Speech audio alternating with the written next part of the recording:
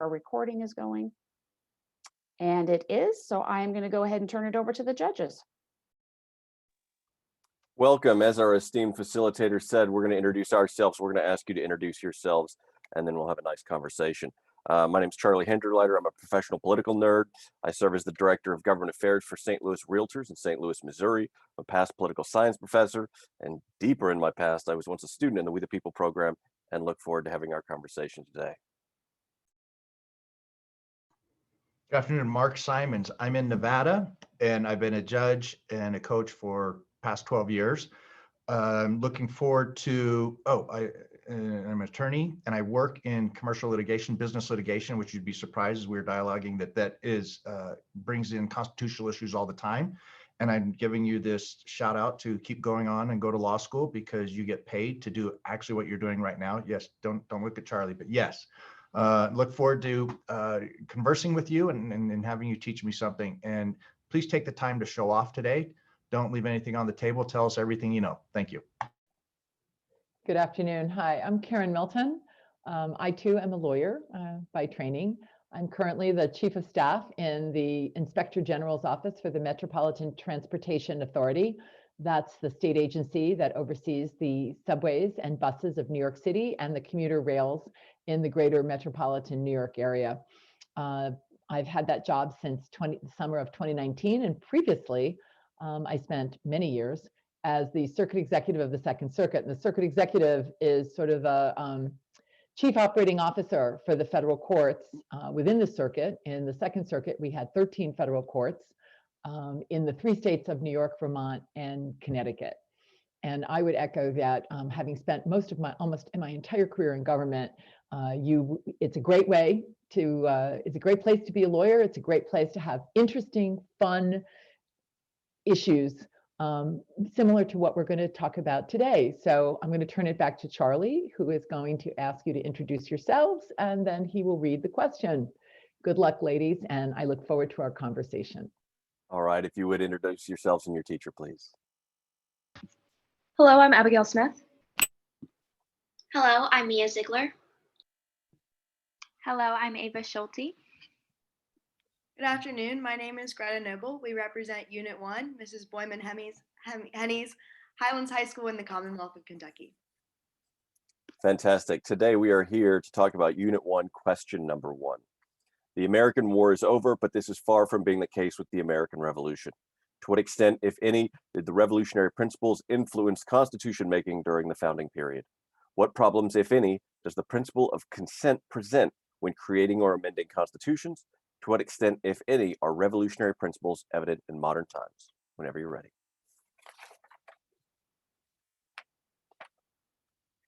You're on mute. President Lincoln expressed this powerful axiom in an eloquently simple way. Government of the people, by the people, and for the people. The American Revolution was rooted in the belief that the people are the ultimate sovereign, that government is and must be an institution of enumerated powers, limited in scope, and instilled by the public will. Benjamin Rush's statement that the American Revolution was not over when the war ended encompasses the continued fight for the principles of the revolution. Scholar William C. Morey wrote, "The exalted place which Americans have been accustomed to assign to the federal constitution tended somewhat to obscure the great significance state constitution possesses, but especially as factors in the growth of American constitutional law." Revolutionary principles, specifically natural rights, were a major influence for state constitution making. For example, Section 4 of the Virginia Declaration of Rights protects the natural right of liberty by stating that no man will receive any special privileges, including the descendability of offices and titles, thus outlawing nobility. The federal constitution later adapts the same prohibition of nobility in Article 1, Section 8. Additionally, the principle of the right to revolution heavily influenced both implicitly and explicitly the constitution-making process. New Hampshire's constitution bears the theories of John Locke, particularly illustrated in Article 10 of their Bill of Rights, with the proclamation of the right of the people to replace a government that did not meet their needs. Additionally, the right to revolution is still relevant today in protecting citizens' right to assemble and protest on May 26. Americans protested the death of George Floyd, demanding change. They exercised their right to reformation, a right that derived from the right to revolution. In his analysis of the government of ancient Rome, the Greek historian Polybius identified it as a mixed regime with three branches: monarchy, aristocracy, and democracy. As a pillar of revolutionary principles, limited government translated directly into the Constitution. In Pennsylvania's earliest constitution, William Penn established this separation of powers through the frame of government, which consisted of three branches as proposed by Baron de Montesquieu in Spirit of Laws, and reinforced in the United States Constitution. Along with the separation of powers, the federal constitution mirrored the state constitution's protection of the rule of law, as seen in the Supremacy Clause of Article 6, Section 2, and the protection of individual liberties. In the 2020 case of Sheila Law v. Consumer Financial Protection Bureau, the president was granted the right to remove the director of the CFPB. As a result of this case, the delicate system of checks and balances was compromised, giving further power to the executive branch and hindering the power of Congress. The revolutionary principle of consent of the governed slows the process of creating and amending constitutions. Early state constitutions, notably the Massachusetts Constitution, used the representative legislator to propose amendments. Later, in the Articles of Confederation, unanimous consent provided an issue for the federal government, as they could not comply with the needs of the states. Article 5 of the U.S. Constitution outlines the federal amendment process, stating that Congress must propose the amendment by which the House must have a supermajority to ratify. While the principle of consent is necessary to preserve the democracy and freedoms of the nation, in the case of the constitutional amendments, the principle of consent oftentimes complicates the process. From executive overreach infringing upon natural rights to government actions violating the social contract, the modern era threatens revolutionary principles. In the case of Trump administration's commissions of unalienable rights, the executive branch attacked the natural right to life under the guise of religious freedom. This has caused consistent protests and debates over LGBT+ rights, not only showing the struggle to protect natural rights in modern times, but the right to redress grievances. Despite these threats, the people of America continually fight against injustices. For example, the annual Women's March on Washington works to combat gender inequality and showcase the continual experience of a revolution in America. Thank you, and we are now ready for your questions. Thank you. I want to start with this concept that you have explored, which is the right to revolt. And in the Declaration of Independence, there was the right to revolt and to overthrow the government if necessary. So given those concepts, how and do you see the governing documents in the Constitution applying to the protection of those rights so that we don't necessarily have to overthrow the government and start again?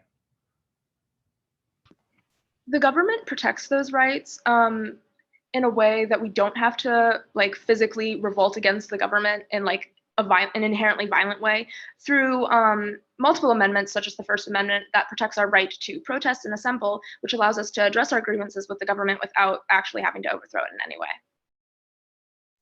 Also, the overall process of making an amendment to the Constitution allows for the people of the United States to address concerns within the government and be able to advocate for their government without having to overthrow and start over with a new government. All right, I want to follow up on that point. Is it too difficult, the process to amend the United States Constitution?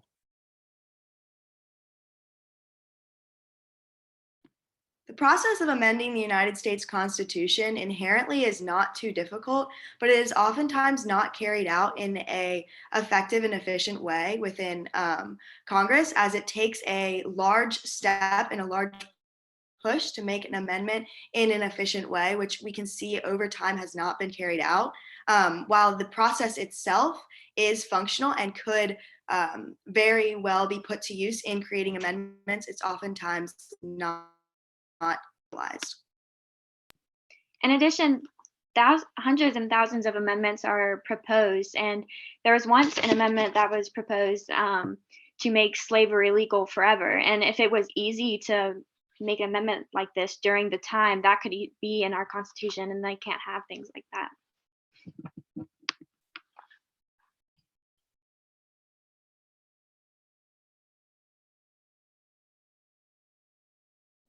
So following up on the conversation we're having about amending the Constitution, and clearly the framers didn't seem to think it should be easy.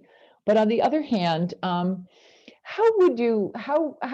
should we go about, or should we go about amending the Constitution to protect minority rights? We're seeing all these different protests. You've referred to a few of them: LGBTQ rights, Black Lives Matter, which came out of the death of George Floyd.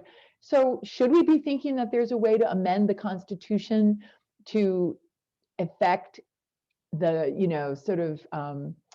the consent of the governed, to protect minority rights? Or is it something that the Constitution is flexible enough as it is, and there are other ways that we can protect the rights of minorities or those who feel disenfranchised in this country? I think one way to protect the rights of minorities within the country, within the Constitution, is to make more explicit mention of them within the actual statutes and our rights and such. This has been an ongoing debate within the courts of like whether certain groups are given certain rights depending on the wording of certain parts of the Constitution and different documents as well. It can also be An example. Go ahead.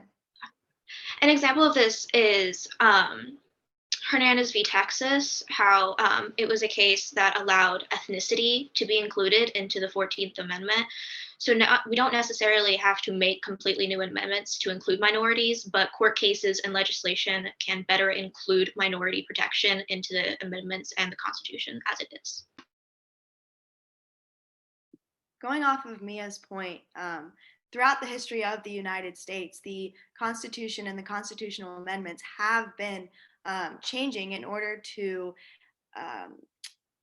encompass more people, a more diverse array of people. And as we continue to make amendments, we will have to continue to incorporate as many people and as equal as it to have the same amount of equality overall.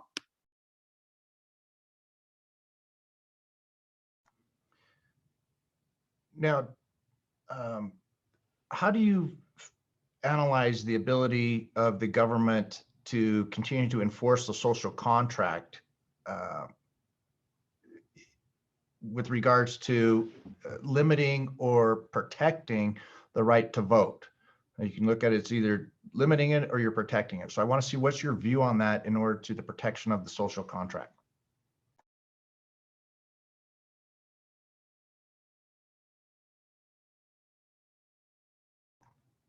And let me give you a little clarification on what I'm actually looking for.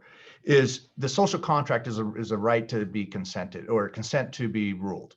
So how does the Constitution protect that consent right through protection of voting and or limitation of voting? And how are you addressing that? Through voting, we're able to make we're able to address our government and what we want to see changed and what we want to see implemented or preserved, as far as like laws and different rights and whatever it might be. And through having the ability to vote, we're able to preserve the social contract and not need any kind of like violent uprising, because as long as we're able to vote and everyone is able to vote without being disenfranchised because of things like their ethnicity or whatever it might be, we are able to make those addresses and grievances with the government by inherently changing our government ourselves.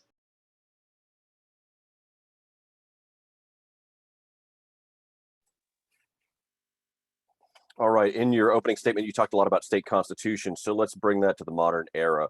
Many state constitutions are regularly amended in elections today. How does that relate to the notion of consent?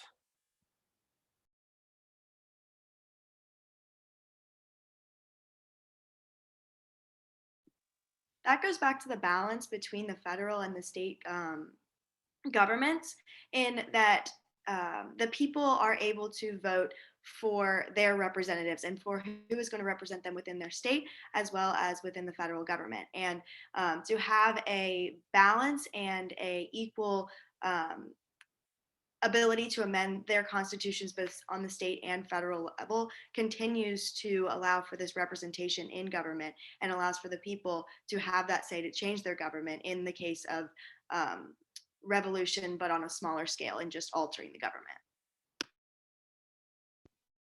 In addition, in the preambles of the state constitutions, they often start with we the people, to make the notion that the people give the government the power, and it is by their consent that the government can have powers.